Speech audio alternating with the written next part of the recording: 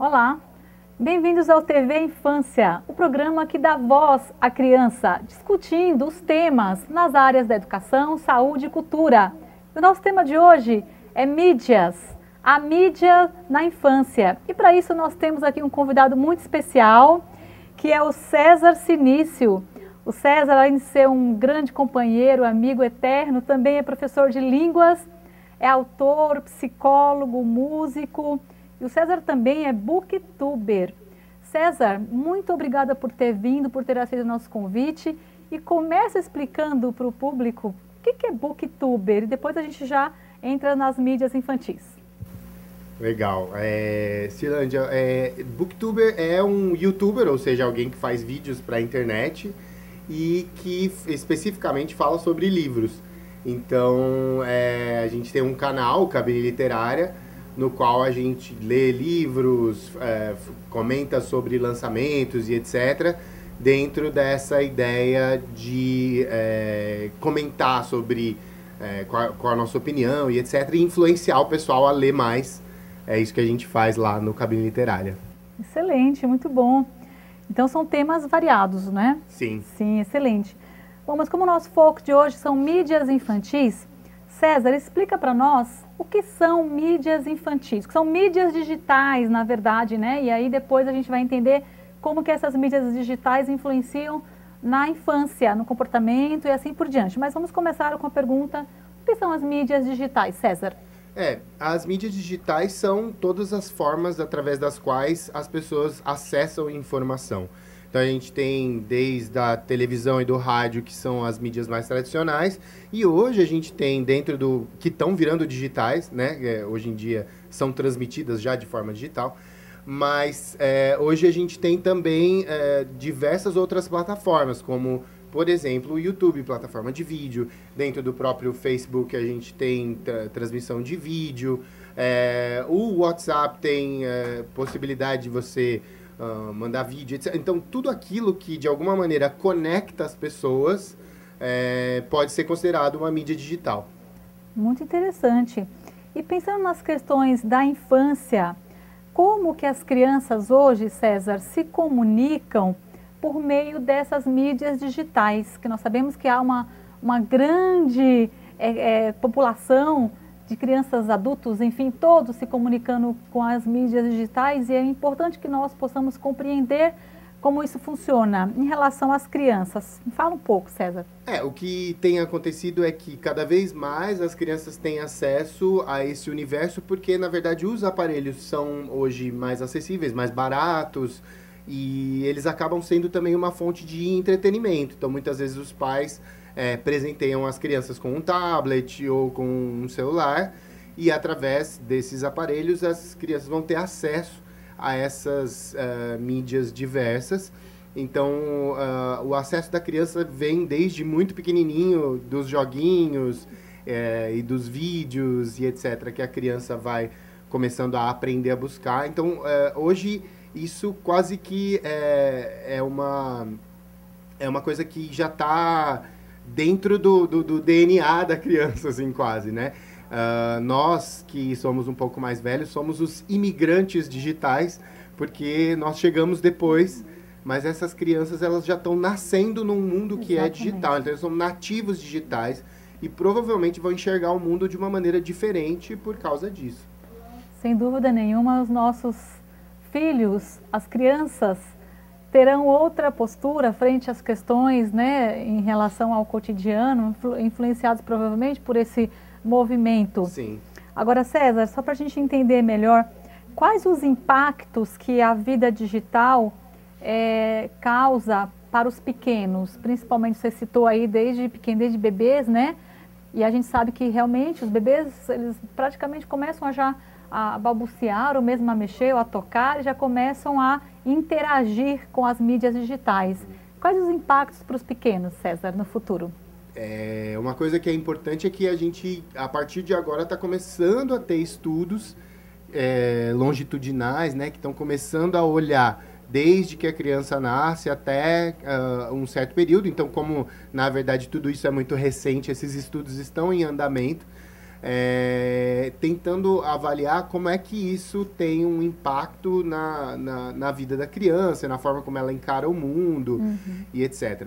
Mas uma coisa que é interessante, que a gente já dá para perceber, assim, pelo nosso próprio convívio, é a naturalidade com a qual as crianças vão atrás das coisas. Então, para os adultos da nossa idade, até um pouco mais jovens, você tinha que esperar, por exemplo, quando você queria assistir um filme, você pensava assim, nossa, quando será que esse filme vai passar na TV? Sim. Hoje em dia, isso já não é uma realidade, né? Você pensa assim, será que esse filme tem no Netflix? Será que eu consigo encontrar esse filme online? Será que tem um trailer para esse filme no YouTube? Então, isso já é uma coisa natural, né? Então, já há um impacto muito grande com as crianças principalmente as crianças que já dominam a escrita, crianças de 6, 7 anos, conforme elas começam a ser alfabetizadas, conforme elas começam a dominar a escrita, e às vezes até sem, porque, na verdade, os aparelhos, eles reconhecem a voz, então elas podem procurar simplesmente falando, não precisam ainda ser letradas, né? Então, elas podem procurar pelas coisas que elas estão interessadas.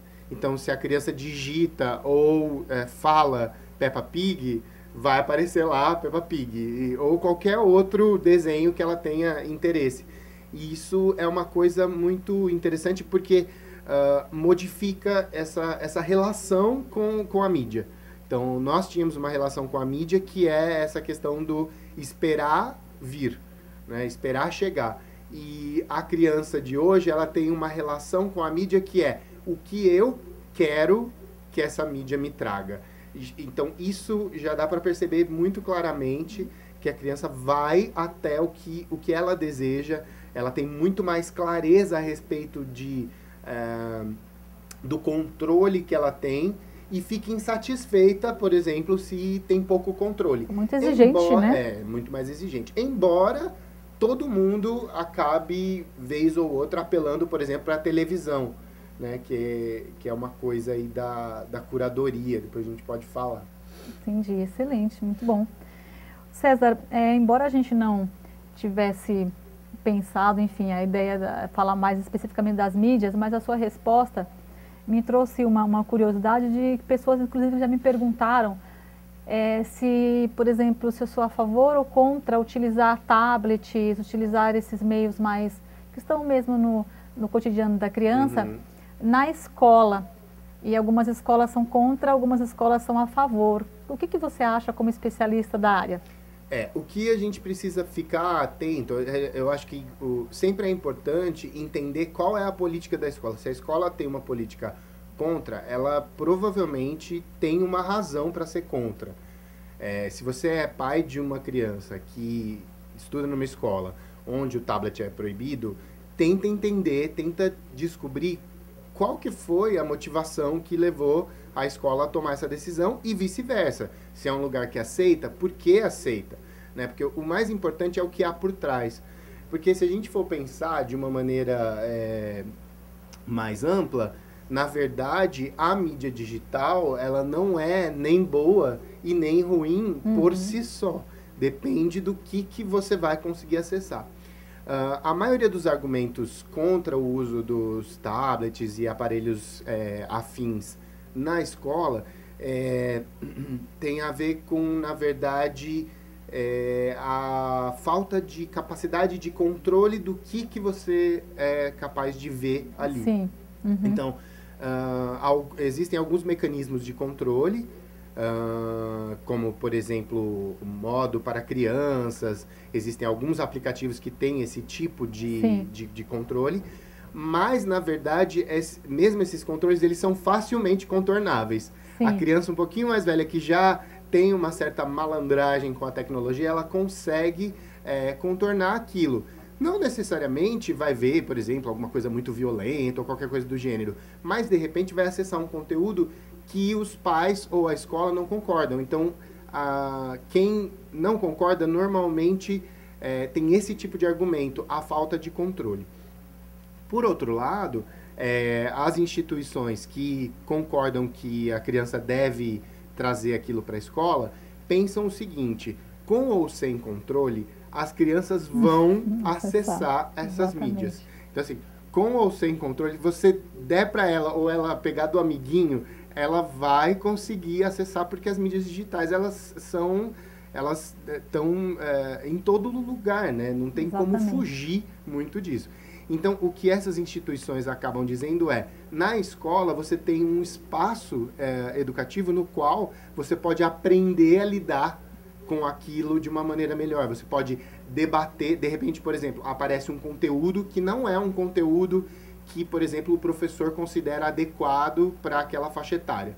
Então, o professor pode levar isso para debater junto com as crianças, para que eles possam pensar, tá, por que é adequado? Por que não é adequado?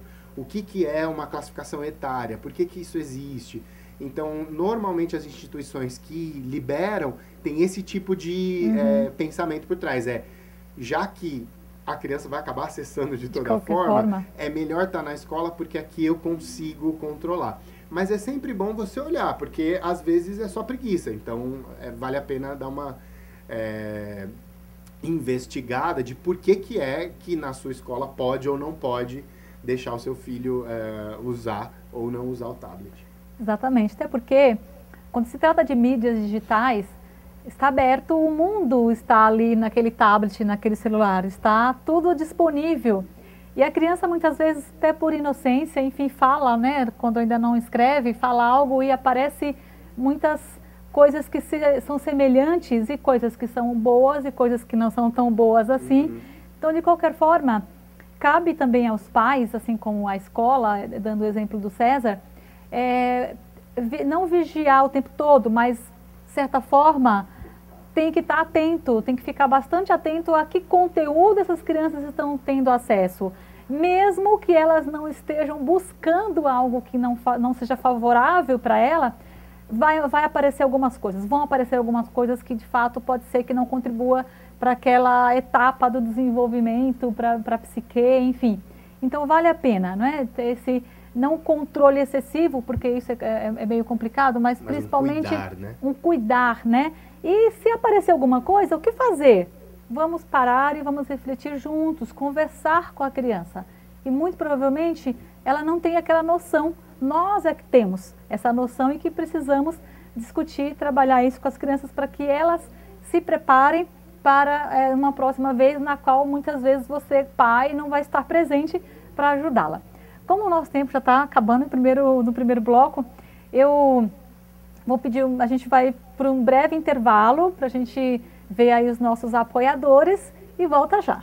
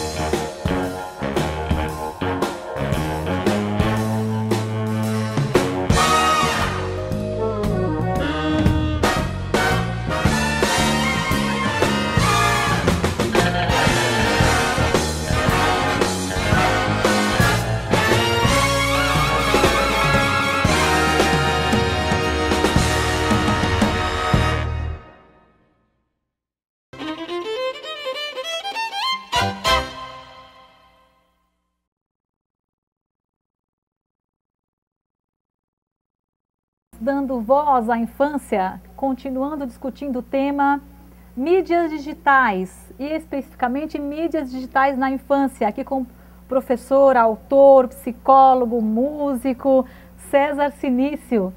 E César, mais uma pergunta para a gente refletir em relação a esse tema, porque nós sabemos que os bebês, as crianças muito pequenas, elas naturalmente têm acesso, até porque muitas vezes é uma forma de deixar a criança distraída ou de talvez não estar correndo. Então a gente sabe que os pais utilizam muito as mídias digitais, inclusive com os bebês, né? E aí tem prós e contras que talvez a gente possa discutir em um outro momento, que tem muitas coisas acontecendo em relação a isso, muitas pesquisas publicadas inclusive. Mas os maiorzinhos, né? Então as crianças 5, 6, 7 anos e até mesmo os pré-adolescentes, pensando aqui na infância de uma forma mais abrangente, 12 anos mais ou menos, tem alguns influenciadores especificamente, César, ou como que funciona? É interessante isso, porque é um termo que surgiu agora, né? Essa ideia de influenciador digital, que é essa pessoa que tem um canal no YouTube ou uma conta no Instagram, enfim, em alguma mídia social, seja Facebook, Instagram, YouTube, que são as mais populares agora, no momento, né? Isso também varia de tempos em tempos, né? As redes nascem e morrem. Mas essas pessoas, elas têm muitos seguidores e eles são chamados de influenciadores digitais e a palavra diz o que eles exatamente são.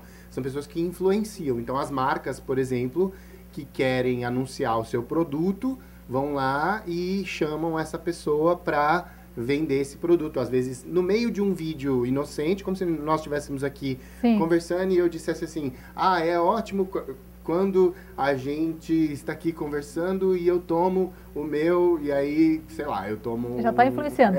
Eu estou influenciando. Sim, a propaganda, etc, tal, né? A propaganda, ela às vezes está ali dentro, assim, nem sempre ela está explícita.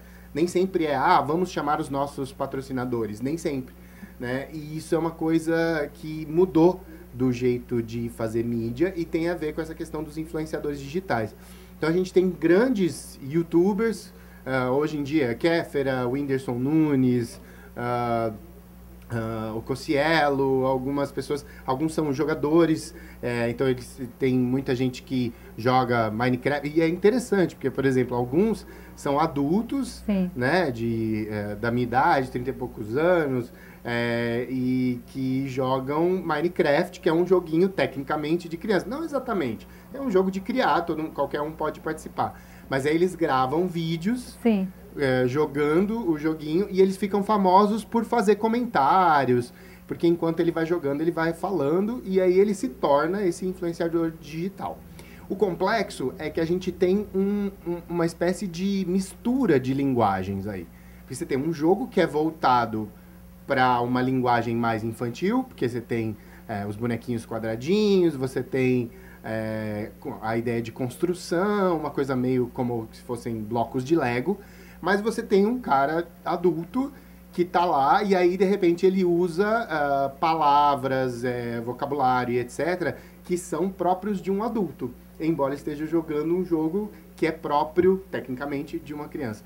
Então, essa é uma coisa que a gente precisa ficar bastante atento, porque esses são os grandes ídolos, né, dessa juventude nova. Vale a pena a gente ficar atento, prestar atenção, perguntar como pai, como professor, por exemplo, por que você gosta do fulano de tal? Eu sou muito fã de X. Tá, ok, mas por que você gosta dessa pessoa? O que é que te atrai? E aí, de repente, descobrir quais são os caminhos para entrar lá e entender como é que esse influenciador está influenciando.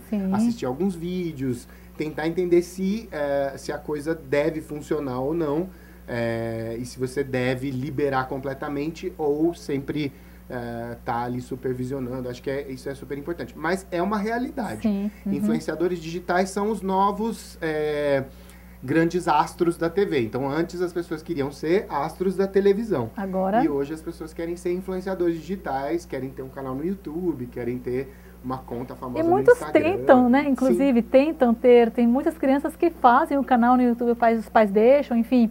E fazem um canal. E eles ficam contando quantos likes, quantos ok. Sim, sim. E isso é até uma coisa interessante também da gente prestar atenção como pai, como professor, como adulto que está junto dessas crianças, que se por um lado é muito legal a gente deixar a criança brincar de fazer vídeo, enfim, se comunicar, porque são habilidades que Sim, vão ser claro. necessárias no mundo, não tem problema nenhum nesse sentido, mas, por exemplo, o peso psicológico de você querer um like, de você lutar para ter 10 pessoas te vendo, etc, etc, tudo isso pode ser muito pesado para uma criança. Então, é interessante a gente conversar com ela. Como Sim. será que, o que custa para o Whindersson Nunes, por exemplo, ter 5 milhões de visualizações? Sim. Custa, por exemplo, ele não ter uma vida pessoal que fique sendo fuçada o tempo todo. Sim. A gente é booktuber no Cabine Literária, nós somos, como a gente fala de livros, nós nunca vamos ter 5 milhões de visualizações, né? Infelizmente, né? Porque deveria ter mais até, inclusive, né? A gente gostaria. Mas, assim, por exemplo, a gente tem 150 mil inscritos, que é um número razoável para esse nicho, né, onde a gente está.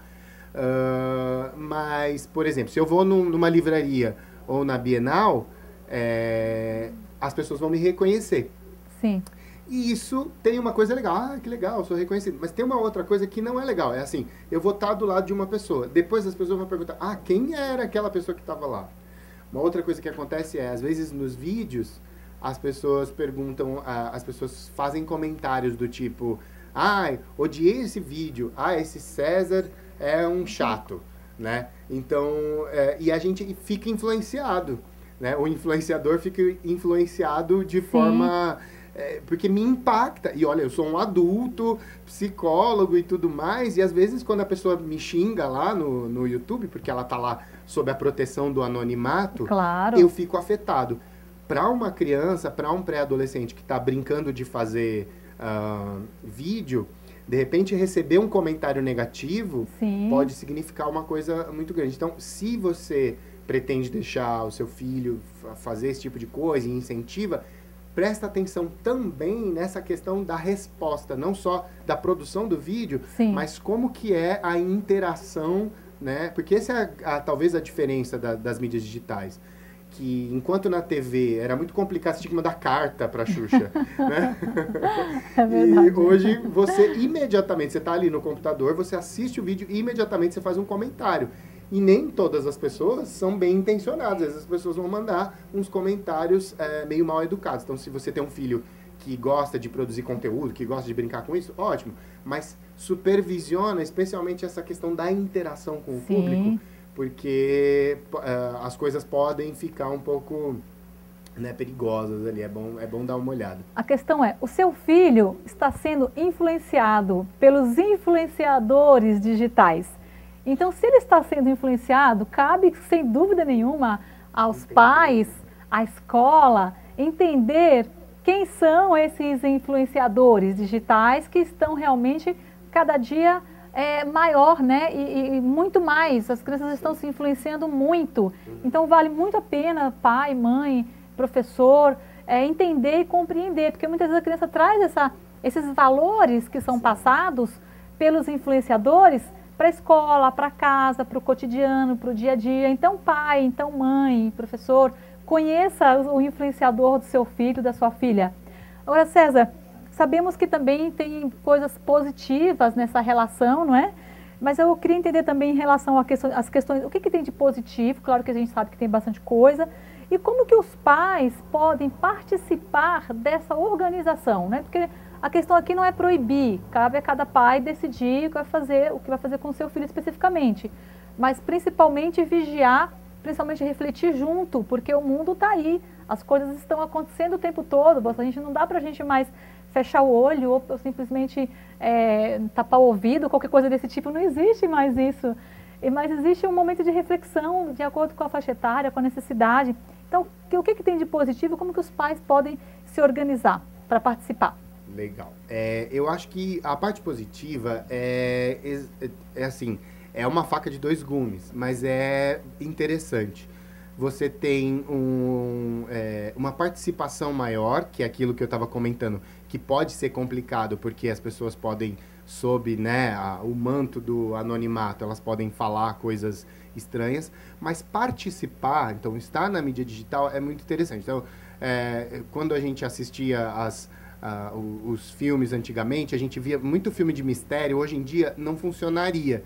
Porque os filmes de mistério são baseados no fato de que a criança fica perdida, principalmente esses filmes com criança, né? Uhum. Sabe, os Goonies, enfim, filmes desse gênero.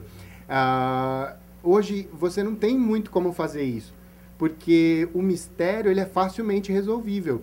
Se a pessoa fala assim, nossa, quem será que é essa pessoa que apareceu aqui? E aí a pessoa vai lá, puxa o celular, digita alguma coisa no Google e ela tem alguma coisa de informação que pode ser relevante. Então, essa é uma parte interessante. Você tem mais informações disponíveis e isso pode, sob uma orientação adequada, com incentivo ao debate, à reflexão que você falou, isso pode se transformar num espaço para essa criança usar essa informação para crescer, para aprender. Tem vídeos sobre, por exemplo, para a molecada aprender a fazer... os pais podem fazer juntos, por exemplo. Exato, vai fazer hand spinner. E aí tem lá, procura um tutorial de como tem fazer. Um monte, né, para fazer hand spinner, por exemplo. E o pai vai junto fazer com a criança. Que bacana que isso pode acontecer. Então, o lado positivo é você pegar essa parte da interação, que é muito interessante, e trazer isso para uma prática que é fundamental fazer com filhos e com alunos, que é refletir. É assim, ok, esse cara te influencia, esse cara, você admira ele. Por quê? Sim, né? Exatamente. Você está aprendendo isso, isso, isso. Como foi? Né? Eu acho que essa coisa de ser o perguntador, ser o adulto perguntador que transforma essa criança em alguém que também produz e não só recebe, é a parte que a gente pode transformar isso em algo muito positivo. Excelente. César, só para finalizar, que o nosso tempo passa muito rápido aqui nesse programa, quais as perspectivas para o futuro, assim, bem rapidamente, para as pessoas de casa entenderem? A gente tem, as tecnologias vêm evoluindo, as plataformas, o que a gente tem é uma espécie de, hoje em dia a gente tem uma espécie de platô, né? A gente subiu e está num lugar que parece que vai ficar mais ou menos do mesmo jeito pelos próximos anos. O que pode mudar são as plataformas. Então, por exemplo, o Facebook está lançando uma plataforma de vídeos, né? Uma coisa que aconteceu no Brasil especificamente, o WhatsApp bomba como forma de comunicação. Em outros países isso não acontece. Então, isso é muito interessante porque esses movimentos eles vão se alternando. Mas tem outras tecnologias como realidade virtual e outras coisas que estão chegando por aí e vale a pena, eu acho que a questão é essa, vale a pena sempre ficar atento. Sim. O que isso representa para essa criança, né, que está sob a minha tutela e como eu posso trazer essa criança para o debate, para ela não ficar passiva diante dessas mídias. Acho que esse é o mais importante. Excelente, muito bem, muito bom mesmo falar desse tema aqui, importantíssimo. O nosso tempo já acabou. César Sinício, muitíssimo obrigada por participar desse bate-papo, desse momento gostoso de falar desse tema de grande importância. Muito obrigada a vocês de casa que estão aí acompanhando o TV Infância, o programa que dá voz à criança, discutindo esses temas, como por exemplo esse tema importantíssimo, né, que está aí na nossa cultura, que está na nossa sociedade. Então o TV Infância que dá voz à criança, discutindo temas na saúde, educação, cultura, em que são de fato fundamentais para a gente construir aí uma identidade, um desenvolvimento, uma autonomia das crianças. E agradece muito aqui ao César, muito obrigada pela sua participação, César. Muito obrigado. Pode falar. Muito obrigado. Muito obrigada mesmo e até o próximo TV Infância.